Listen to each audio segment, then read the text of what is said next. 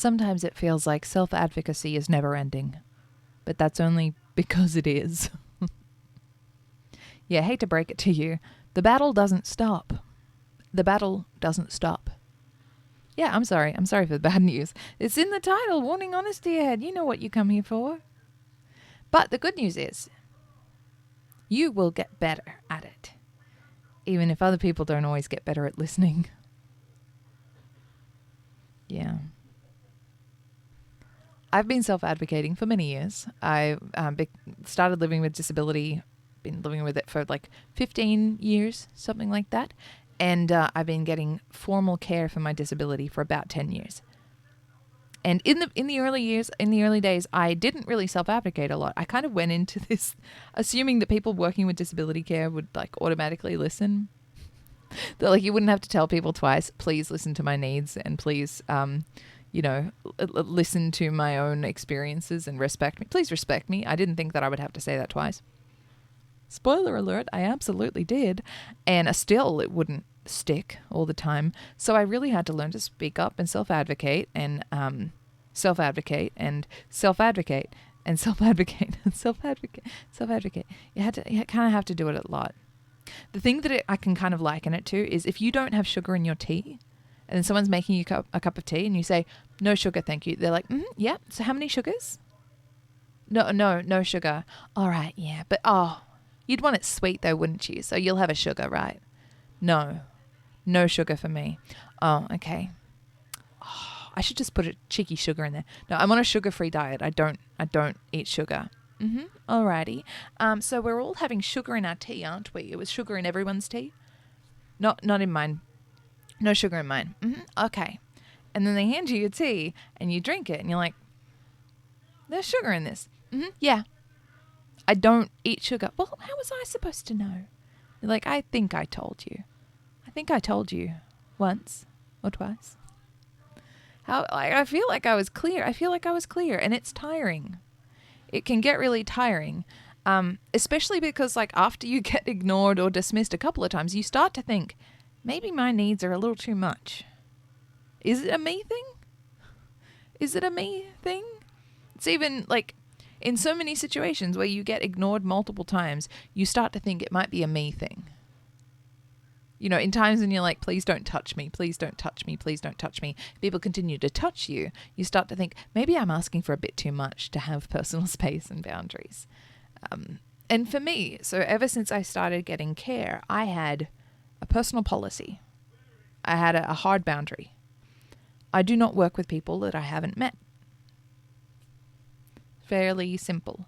My work, in the early days especially, which involved showering, my work involves people seeing me first thing in the morning. So they see me in bed, they bring me medication, they bring me food, then they help me undress and then get dressed again into my day clothes, and they touch my feet and they touch my medication and they touch my food, they touch the things in my house.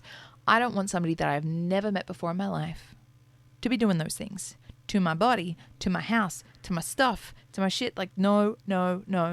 So I would like to meet somebody before they do that. It's been my rule since day one. Some people see that as a soft boundary. No, it's a hard boundary. It's a rock hard boundary. Not a soft boundary, not a fuzzy boundary, not a nice little furry boundary. This is a rock hard boundary that I maintain and I have maintained for 10 years. And yet, you do want a bit of sugar in your tea though, right? Like you don't mean it, right? I have people pushing the boundary and assuming I don't really mean that. And there have been times when I've gotten a call and I've heard, there's none of your usual workers are available. We're thinking of just sending in someone you haven't met. No, that's not okay. Like I have a family member here. I would rather my family member help me out and I do a very limited shift than have somebody I don't know touching my breasts.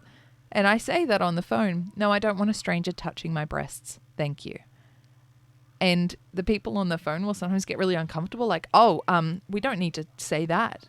And I think, are you uncomfortable with me mentioning that this stranger would touch my breasts? Is that more uncomfortable than you telling a disabled person that you're sending a stranger into their home? Is that somehow more uncomfortable? Am I making you uncomfortable by talking about a stranger touching my breasts? But you started this by saying that you would send a stranger to touch my breasts. What are we talking about? What do you think we're talking about? What do you think disability care involves? It means a person spending time with me. And even if they weren't touching my breasts, they would be spending time with me. If you got a call and somebody said, oh, you know that person who was going to do your Brazilian wax, they're not here, so we're going to get a stranger to do your Brazilian wax. Hope you're fine. You're like, I don't know if I am. Your usual gynecologist isn't available, so we're just getting a stranger in. That should be fine though, right? I think I want the person I'm used to. I think I want the person I'm expecting for some of those really personal things, for somebody to do something one-on-one. I think it's important for me to have the person I'm expecting, to have the person I asked for. Even the point of like, if I have multiple workers, I like to know who's coming on each day, because everyone feels a little different. If you have multiple hairdressers, you still like to know who you're going to see. Everyone has a little bit of a different vibe. So that's been my hard and fast rule for many years, and I have kept on saying it every time I meet somebody before they come into my house. Because if they turn up on a buddy shift and the first time I've met them is me lying in bed looking through my bedroom door and they're there, I don't want that to be my first meeting with somebody. When I'm lying in bed and they're peeking in my bedroom door. Can you imagine? Can you imagine? I want you to imagine that. Meeting a person first when they're looking at you through your bedroom door and you've just woken up. And then the first time you meet them when you're more awake is them helping you take your shirt off. Especially now because we're applying creams to my body as I've been diagnosed with a skin condition called lichen planus. So I would sit there having my breasts exposed, and the person I've never met before until that day is either watching or participating in putting cream on my breasts and my stomach. First meeting. Also, like the particular instance that's kind of got me riled up, a little riled up right now, is that, you know, a staff member messaged me and said, we have somebody that we think would be suitable for your team. Are you open to them coming and having your buddy shift on this particular date? And I said, no, I am not open to that. I would like to meet them so that I can assess their suitability. You might think they're suitable.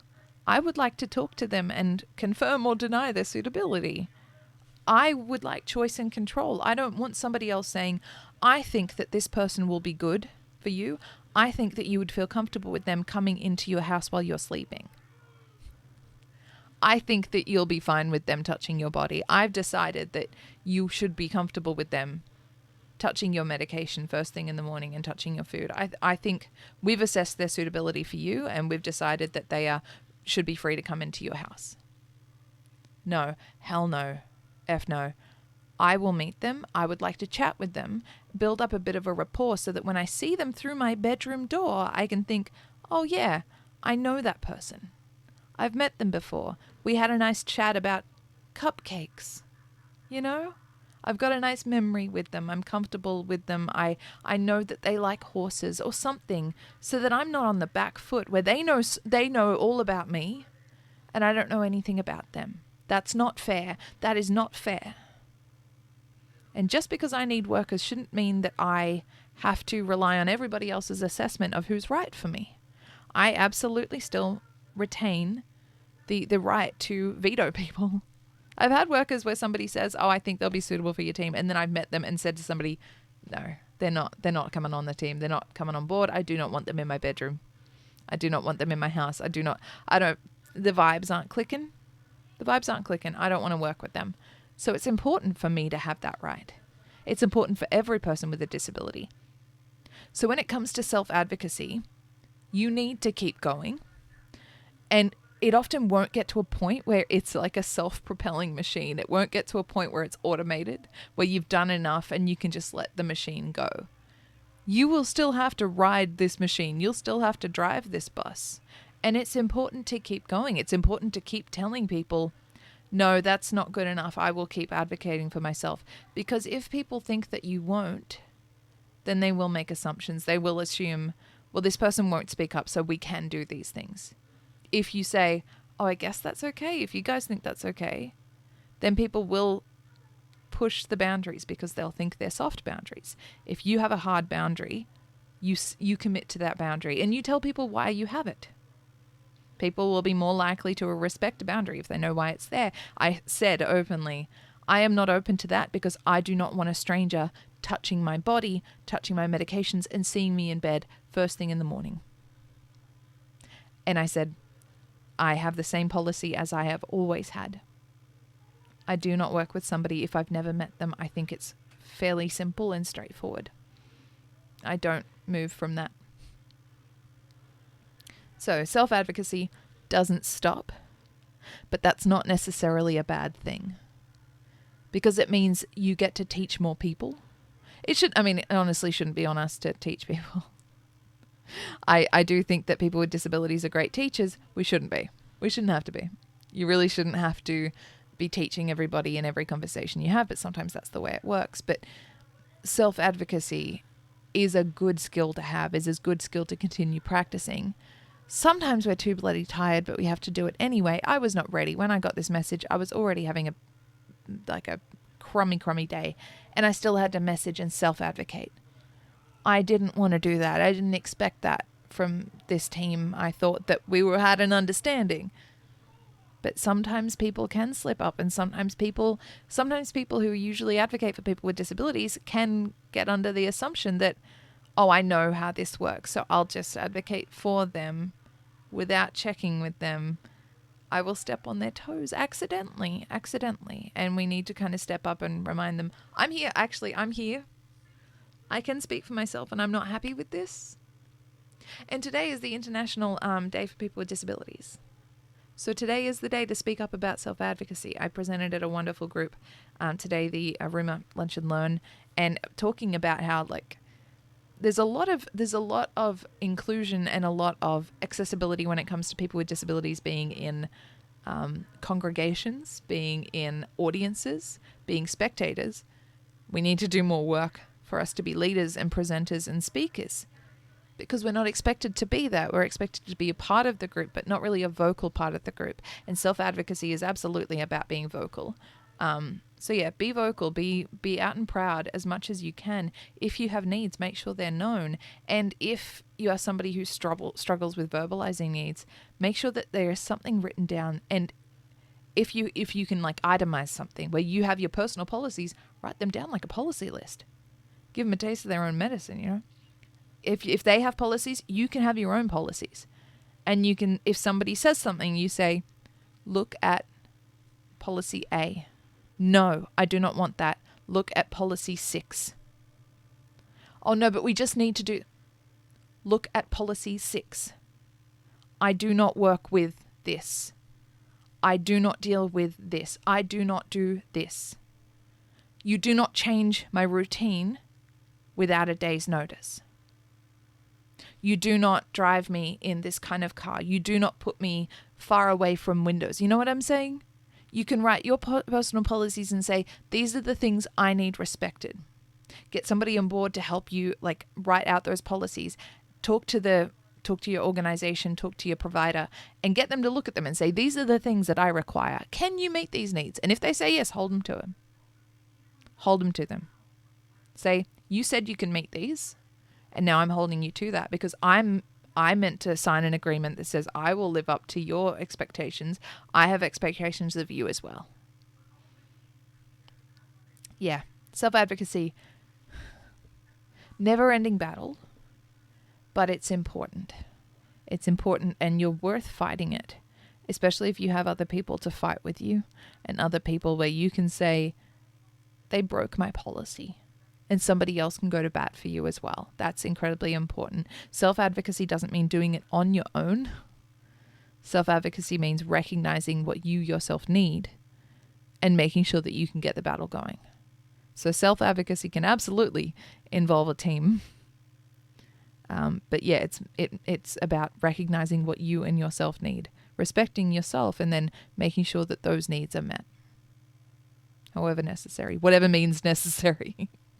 Run over some toes if you have to. No, I'm not inciting, but I'm not inciting violence. I am not inciting violence. If there's accidental toe squishing, it's nothing to do with me. All right, that's all for this one. Don't forget to go to shop.nelltyler.com or my Bandcamp page to buy my album or stream it on Spotify. If you stream it on Spotify, that's great, but you miss out on the exclusive song that was written just for the people who support me by buying the album. Yeah, check out my music. I wrote a new song the other day, and I'll be sharing that soon. Yeah, all right. Much love. Thank you for watching and for learning with me. I'll see you in the next one, whenever that is. All right, bless.